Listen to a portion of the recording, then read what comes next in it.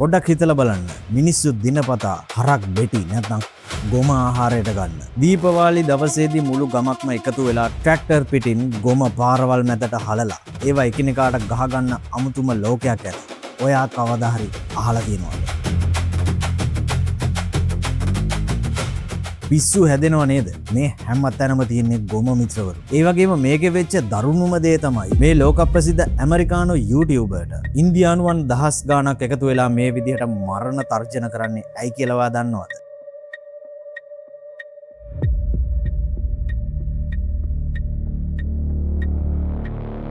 මෙයා කරපු එකම වරද මුළු ඉන්දියාවෙන්ම එකම එක පුංචි ගමක විතරක් අවුරුදු 300ක් තිස්සේ රහසින් සමරන ලෝකෙම අප්පිරියා කරන මහා බෙටි යුද්ධය ලයිව් කැමරාවක රෙකෝඩ් කරපු එක. අන්තිමේට මේ වීඩියෝ එක කරලා ඉවර වෙද්දි මෙයාට වමනය ගිහිල්ලා ඇඟ හොද ගන්න වතුර ඉල්ලලා අඬන්න වෙච්ච පිස්සු හැදෙන ඇත්ත කතාව අද අපි අඳුරු කුටියෙන් කතා කරමු.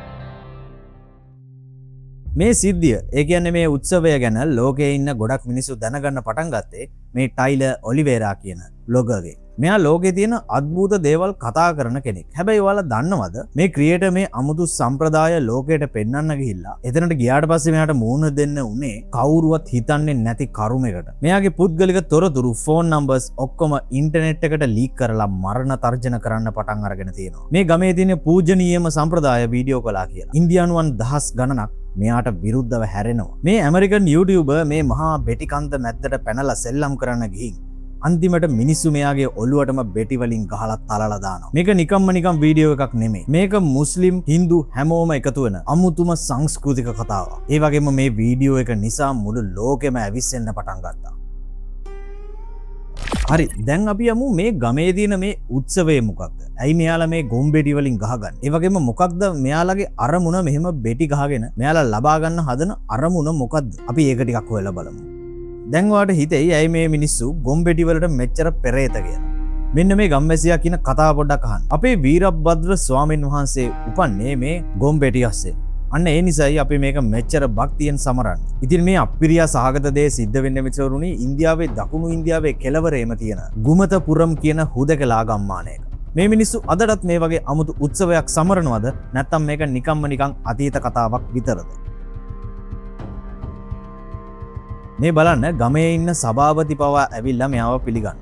මාරම සුහදශීලී මිනිස්සු ටිකක්. මේ ගමේ හැම ගෙදරකම හරක් ඉන්නවා.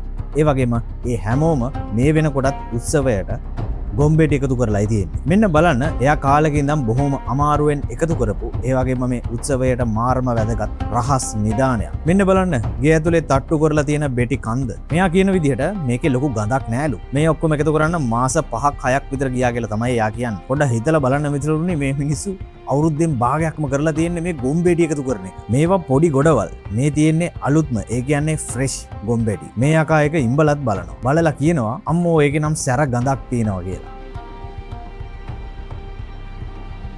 මේ ගමේ මිනිස්සෙක් ඉන්නවා මිත්‍රවරුනි මෙයා කියනවා විද්‍යාත්මක පරීක්ෂණ වලින් තොප්පු වෙලා තියෙනවලු මේ ගොම්බෙටි දිනපතා ආහාරයට ගත්තොත් පිළිකා හැදෙන්නේ නැහැ කියලා. පිස්සු කතාව. පොඩ්ඩක් බලන්නකෝ එයා කියන කතාව. ඒ කියන්නේ ඔයාලා මේවා දිනපතා කනවා. ඔච්චර විතර කනවද? ඕනම කෙනෙක්ට ඕනම ප්‍රමාණයක් කන්න පුළුවන්. හැබැයි අපි නම් එහෙම හැමදාම කන්නේ නැහැ. හැබැයි මේවා ඇඟේ ගාගත්තාම කසන රෝග, සමේ ලෙඩ ඔක්කොම සුව වෙනවා. ඕනනම් මේවා අරන් ගිහින් ලැබ් එකකට දාලා ටෙස්ට් කරලා බලන්න. මේවයින් පිළිකා හැදෙන රිස්ක් එක සෑහෙන්න අඩු වෙනවා. ඉතින් මේ ගම්වල ඉන්න මිනිස්සු ගොඩක් විශ්වාස කරන්නේ මිත්‍රවරුනි මේ ගොම්බෙටි කියලා කියන්නේ පුදුමාකාර ඖෂධයක් කියලා. ඒ වගේම මේ වගේ උත්සවයක් මුළු ඉන්දියාවෙන්ම සමරන්නේ මෙන්න මේ එකම එක ගමේ විතරයි. ඉතින් ඔයා දන්නවනේ මිත්‍රවරුනි ඉන්දියාව කියන්නේ කොච්චර ලොකු රටක්ද කියලා. මිලියන 1.4කට වඩා. ඒ කියන්නේ කෝටි 145කට වඩා ජනගහනය ඉන්න ඉතාමත් විශාල රටක්. අපි මේ ඉන්නේ ඉන්දියාවේ නිරිත දිග පැත්තේ තියෙන කර්ණාටක කියන ප්‍රාන්තයේ ගුමතපුරම් කියන පුංචි ගමේ. මේ ඔලිවේරා කියන කන්ටෙන්ට් ක්‍රියේටර් මේ කිසිම දැනුම් දීමක් නැතුව මෙහෙට ගියාට මේ ගම්වැසියෝ මෙයාව හරියටම තමන්ගේ පවුලේ කෙනෙක් වගේ පිළි අරගෙන තියෙනවා. මෙන්න බලන්න මේ ගමේ ඉන්න හරක් හෙට වෙද්දී සාමාන්‍ය සතුන් නෙවෙයි. මේ මිනිස්සුන්ට අනුව එයාලා හෙට වෙද්දි දෙවිවරු වෙනවා. ඒ කියන්නේ දීපාවලි දවසේ. ඉස්සර මේ ගමේ එක තැනක ගොම්බෙටි ගොඩාක් තිබිලා තියෙනවා. දවසක් ඒ ගොම්බෙටි අස්සෙන් දේව පිළිමයක් මතුවලා තියෙනවා. අන්න ඒ නිසා තමයි මේ බිරේශ්වරා කියන දේවස්ථානය ඉදි වෙලා තියෙන්නේ. ගම්වැසියෝ විශ්වාස කරන්නේ Tamanගේ දෙවියන් පවා ඉපදුනේ මේ ගොම්බෙටි අස්සෙන් කියලා.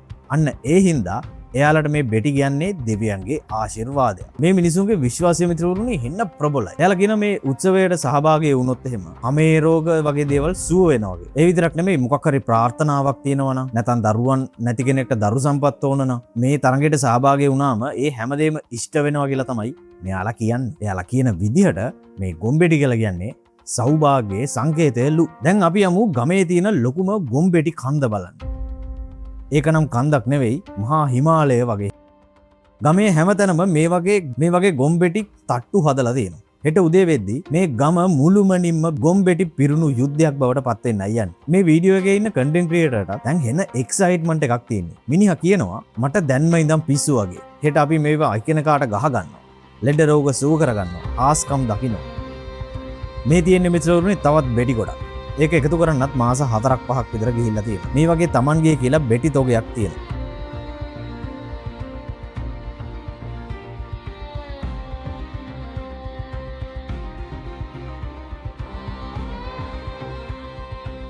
දැන් ඔයාලට ප්‍රශ්නයක් තියෙනව නේද? මේ තරඟේ දැන් තිබ්බා කියලා හිතන්නකෝ. මේ මිනිස්සු ගොම් බෙටි නාගත්තට පස්සේ මේ මිනිස්සු මේක පිරිසිදු කරගන්නේ කොහොමද? මෙන්න මේ වැව. මේකෙන් තමයි මෙයාලා පිරිසිදු කරගන්නේ. හැබැයි වීඩියෝ එකේ බලද්දිම පේනවා මේ වැව නම් එච්චර පිරිසිදු පාටක් නෑ කියලා. මේක නම් ඇඟ හොද ගන්න ඒ තරම් සුදුසු පිරිසිදු තැනක් නෙමෙයි වගේ. මේකෙදී මෙයාලගේ චාරිත්‍රයක්. මෙතන වෙන්නේ මේ තරඟේ ඉවරුණාට පස්සේ හැමෝම මේ වැවෙන් නාලා ඊට පස්සේ ගෙවල් වලටත් ගිහිල්ලා තමන්ගේ පිරිසිදු අතරින් ආපහු නාගන්න එක.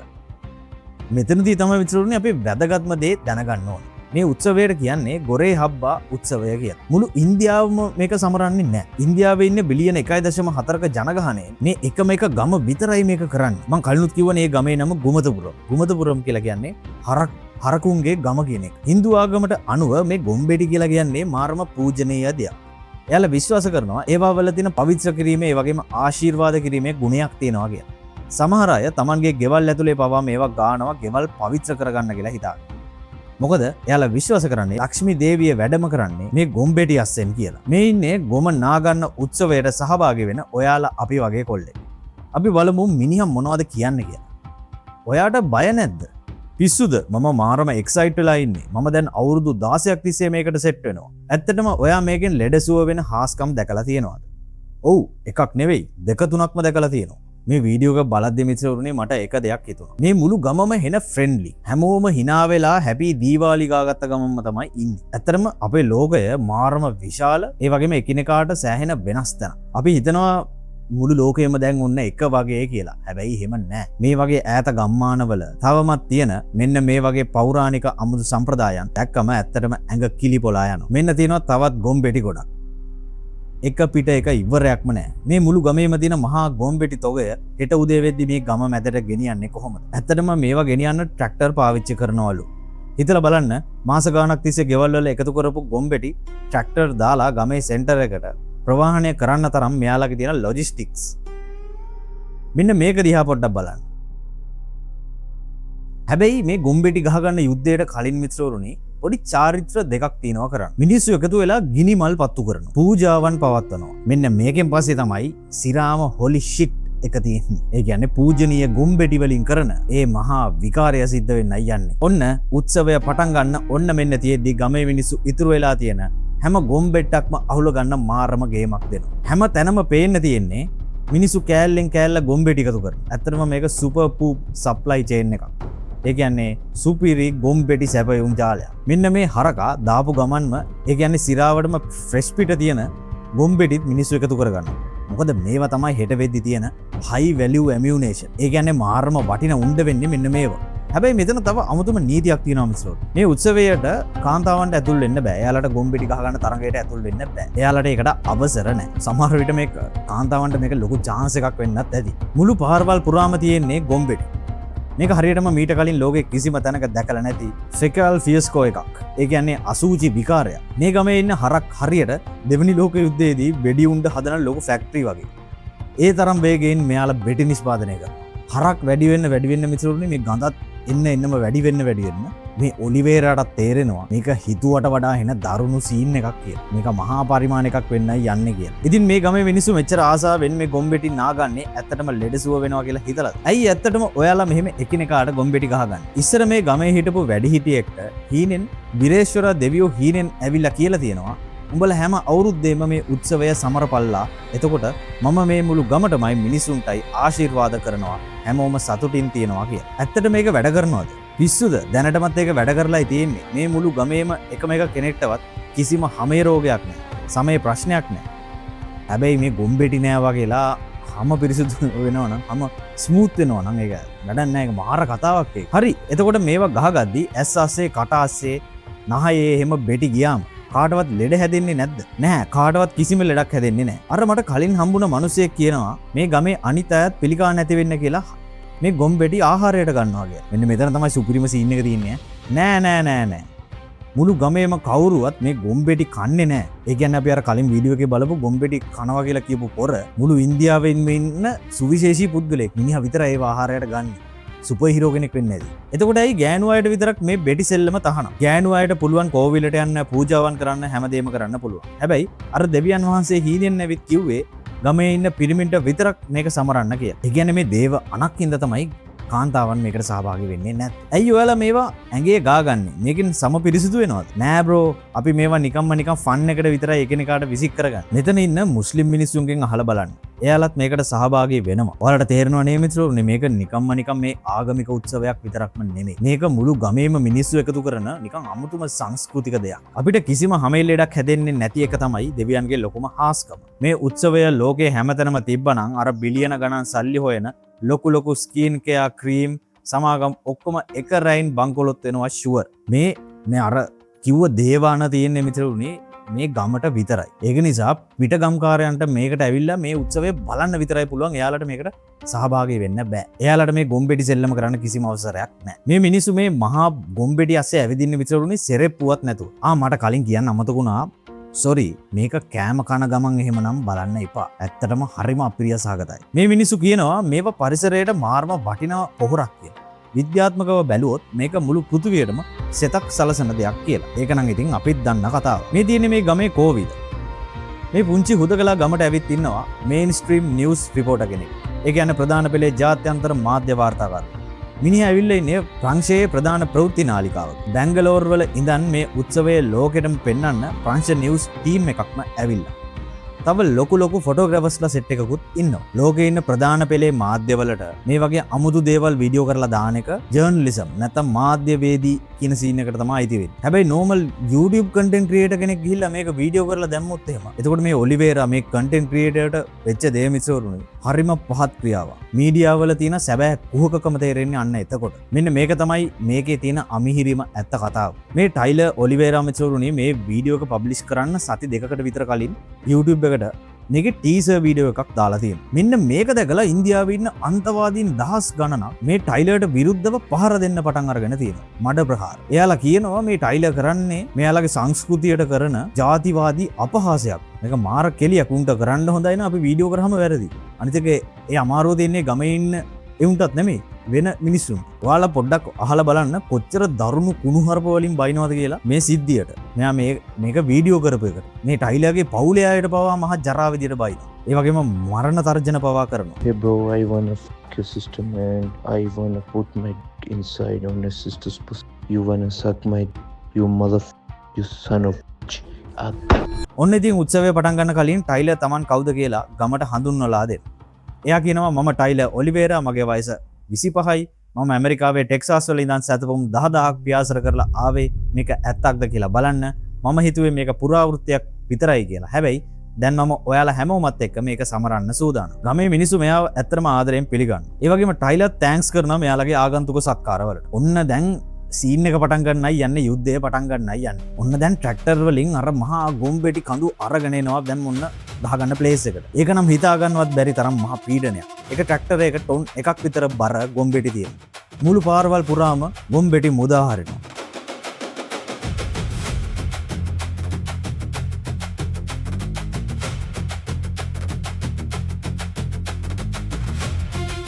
හැබැයි ලොකු මිනිස්සු බෙටි වලට බහින්න කලින් මුලින්ම පටන් ගන්නේ ගමේ ඉන්න පොඩි ළමයි. එයාලා එකතු වෙලා Tamanගේම කියලා පොඩි ගොම්බෙටි යුද්ධයක් පටන් ගන්නවා. මේක බලන්න මේක නිකන් වෝ zone එකක් වගේ. ළමයි එකිනෙකාට ගොම්බෙටි ගහ ගන්නවා. සමහරු මාරම එක්සයිට් වෙලා සෙල්ලම් කරනවා. හැබැයි තවත් සමහරුන්ට නම් මේක ඒ තරම් ලොකු ෆන් එකක් නෙමෙයි වගේ තමයි පේන්නේ.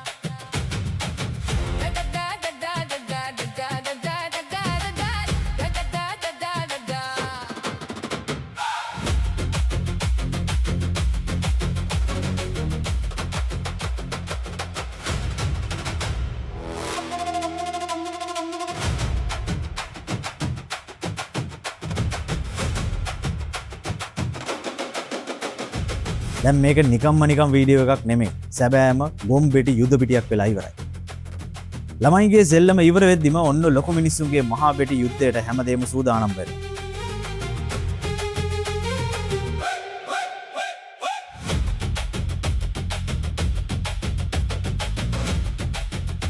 පාර මැදට එක පිට එක ට්‍රැක්ටර් 4ක්ම ඇවිල්ලා මහා බෙටි කන්දක් හලනවා. අම්මෝ මට හිතා ගන්නවත් බැරි තරම් ගොම්බෙටි තෝගයක් මෙතන තියෙනවා. මගේ කකුල් යට වෙනවා. හැබැයි මේ යුද්ධය පටන් ගන්න කලින් තවත් අමුතු චාරිත්‍ර දෙකක් තියෙනවා. මේ මිනිස්සු මුලින්ම ගිහින් තනකොළ පිට්ටනියක පෙරලෙනවා. ඊට පස්සේ මොකක් හරි හේතුවකට බූරුවෙක්ව අරන් ඇවිල්ලා ඌව වතුරෙන් නාවනවා.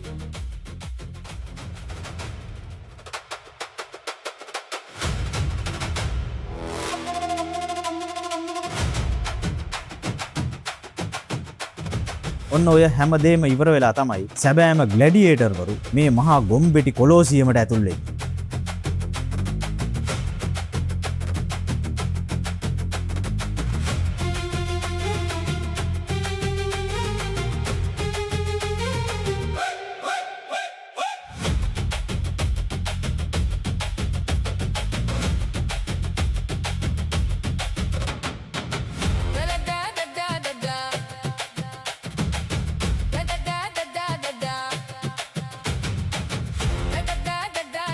මිනිහටත් දැන් බේරෙන්න බෑ.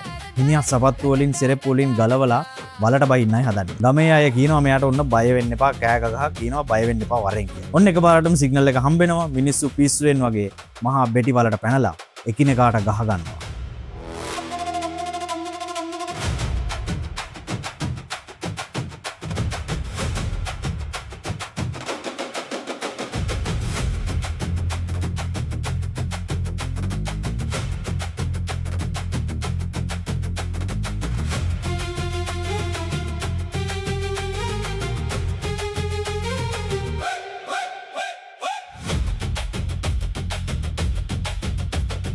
මාත් ඇත්තටම මුලින්ම හිතුවේ මේක නිකන් සාමාන්‍ය සෙල්ලමක් කියලා. හැබැයි මිනිස්සු ගොම්බෙටි වලින් ලොකු ගුලි හදලා ගහගන්නේ මාරම ප්‍රචණ්ඩකාරී විදියට. හරියට කෙනෙක්ට සිහි නැති වෙන්න වදින්න තරම් වේගෙයි.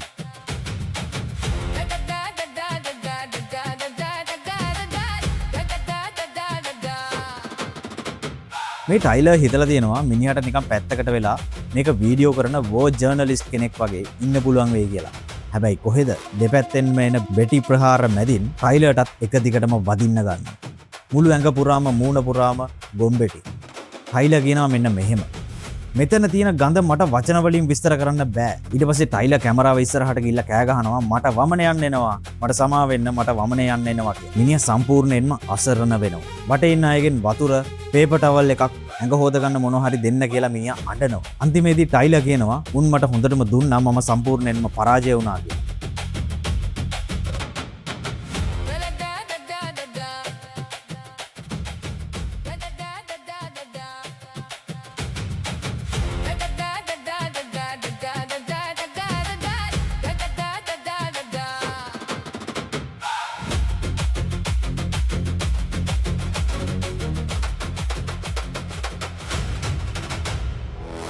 මගේ ප්‍රතිශක්තිය කරන පද්ධතිය විතරක් නෙමෙයි මගේ මනස දුර්වලද මම සැතපුම් 10000ක් විතර ආවේ මේකට පැරදිලා ගෙදර යන්නද මම ඇමරිකාවෙන් මේ උත්සවයට සහභාගී වුණ පළවෙනි එක්කෙනා විදියට ඉන්දියාව ඉස්සරහා Tamanගේ රට පාවා දෙන්න ටයිලර් ලෑස්තිුනේ නෑ ඇමරිකාවෙන් මේ උත්සවයට ආපු පළවෙනි සොල්දාදුව විදියට ඉන්දියාව ඉස්සරහා Tamanගේ රට පාවා දෙන්න මේ ටයිලර් ලෑස්තිුනේ නෑ මිත්‍රෝ මම මේ ගොම්බෙටි සෙල්ලමට පරදින්න ලෑස්ති නෑ මම ආයෙත් try කරනවා මිනිහා ආයෙත් කෙලින් වෙනවා කෙලින් වෙලා වටේ එන්න උන්ට ගොම්බෙටි උන්ට ලෝඩ් කරගන්න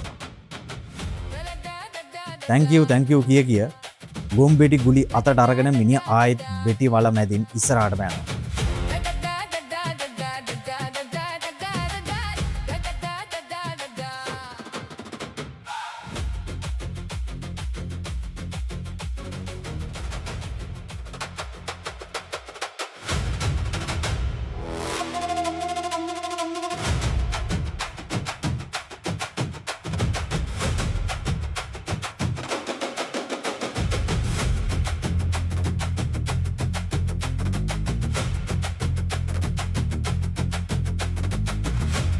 අන්තිමේදී කොහොමරි සටන ඉවර වෙලා මේ ගමේ අය ටයිලර්ව එළියට එක්කන් ගිහිල්ලා වාඩි කරවනවා. මේක තමයි මගේ ජීවිතේ ලැබිච්ච ජරාම අත්දැකීම. මම ආයෙත් නම් කවදාවත් මේ ගමට එන්නේ නැහැ. හැබැයි මේ ලැබුණු අත්දැකීම මගේ ජීවිතේටම කවදාවත් අමතක වෙන්නේ නැහැ. ඒ වගේම මිනිස්සුත් හරිම කරුණාවන්තයි කියලා එමත් මෙයා මතක් කරනවා. ඉතින් බලන්න මිතුරුනි ලෝකයේ වටේ තියෙන අමුතු ජාතියේ සම්ප්‍රදාය. ඒ වගේම ඒවා වීඩියෝ කරන්න යන YouTube ක්‍රියේටර්ස්ලාට වෙන සිද්ධි. ඉතින් ඔයාලට මොකද හිතෙන්නේ මේ ඉන්දියාවේ ගෝරබ්බා උත්සවය ගැන? අනිවාර්යයෙන්ම කමෙන්ට් එකක් දාන්න. ඔයාලා මේ වීඩියෝ එක කලින් බලලා ඇති. මේ වගේ විස්තරාත්මකව ඔයාලට බලන chance එකක් හම්බෙන්න නැතුව ඇති. ඉතින් මං ඒකයි හිතුවේ මේ ටයිලර්ට වෙච්ච අසාධාරණය ගැන පොඩ්ඩක් කතා කරලා එයාගේ මේ වීඩියෝ එක ඔයාලට තේරෙන භාෂාවෙන් අරන් එන්න. ඉතින් මං හිතනවා ඔයාලා ලොකු විනෝදයක් ලබන්න ඇති කියලා මේ වීඩියෝ එකෙන්. ඉතින් ඔයාලගේ අදහස් අනිවාර්යයෙන්ම කමෙන්ට් කරන්න. මොකද කමෙන්ට් සෙක්ෂන් එක තමයි ආතල්.